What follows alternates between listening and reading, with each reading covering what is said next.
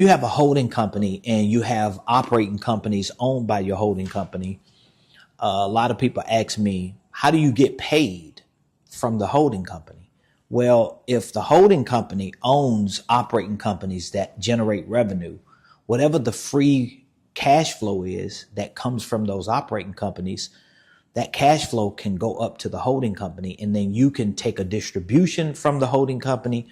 Or if you're at a certain point where you don't really need those distributions, you could take that free cash flow from the operating company, move it up to the holding company, and then move it into either other investments or an entire business that you set up under the holding company that's set aside specifically for investments. This is how the wealthy do it. This is how a lot of the big corporations do it. So they have this business that sells a product.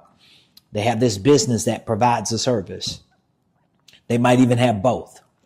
This business is owned by another company, which is the holding company. So this business generates revenue, pays the expenses, pays the bills, pays the staff, and then the free cash flow that this business has, they take it and they move it up to the holding company.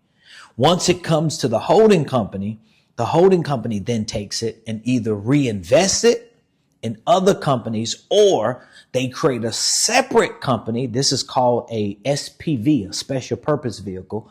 And then they put that money in that special purpose vehicle so that they can go parlay that money, whether it's through stocks, bonds, private equity, buying other businesses, real estate, the list goes on and on.